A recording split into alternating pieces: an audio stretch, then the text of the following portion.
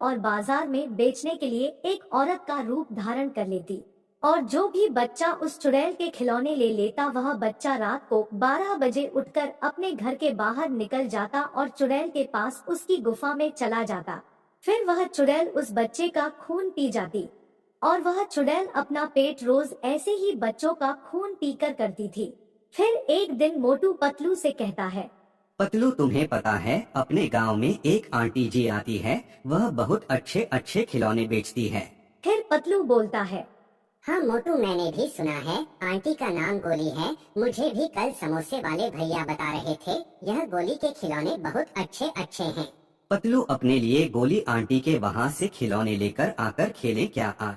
हाँ यार मोटू, आज संडे है, वैसे भी मेरा मन नहीं लग रहा, चलो चलते हैं खिलौने लेने। यह कहकर मोटू और पतलू दोनों खिलौने वाली के पास चले जाते हैं। थोड़ी दूर चलने के बाद वह दोनों खिलौने वाली के पास पहुंच जाते हैं, तो वहां चुड़ैल अपने खिलौने बेच रही थी।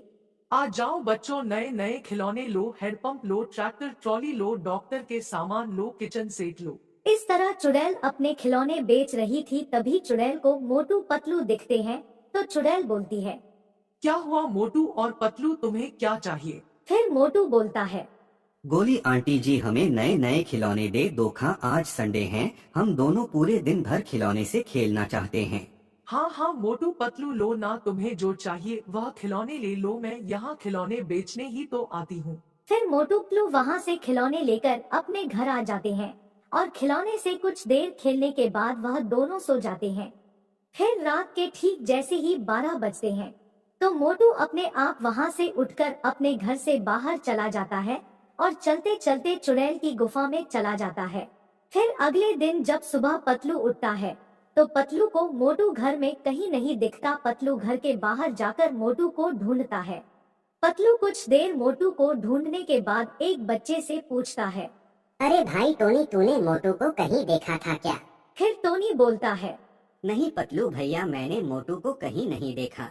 टोनी की यह बात सुनकर पतलू दुखी हो जाता है और वहाँ से जाने लगता है। तो टोनी बोलता है, पतलू भैया रुको, मुझे यह बताओ, आपने गोली आंटी से खिलौने लिए थे क्या?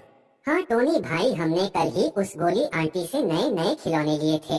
अरे यार पतलू भैया, आपने यह क्या कर लिया? आपको पता है वो गोली आंटी नहीं है, वो एक चुड़ैल है जो बच्चों को दिन में खिलौने देकर रात को वह अपने जादू से अपने पास बुला लेती है और बच्चों का खून की जाती है। पतलू जल्दी से चुड़ैल की गुफा की तरफ जाता है। फिर पतलू गुफा में छुपकर देखता है, तो चुड़ैल सो रही थी और मोटू को उल्टा हवा में लटका रखी थी। तो पतलू वहाँ से आ जाता है और सीधा एक तांत्रिक के पास चला जाता है और तांत्रिक को सारी बात बता देता है। तो पतलू की सारी बात सुनने के बाद तांत्रिक बोलता है, पतलू बेटा, तुम ऐसा करो, उस चुड़ैल से जो खिलौने लिए थे, तुम उस एक खिलौने को आग में जला दो तो चुड़ैल अपने आप मर जाएगी, क्योंकि चुड़ैल की सारी जान उस खिलौने में है। तुम जैसे ही खिलौना चलाओगे, उधर मोटू अपने आप सही होकर अपने घर आ जाएगा।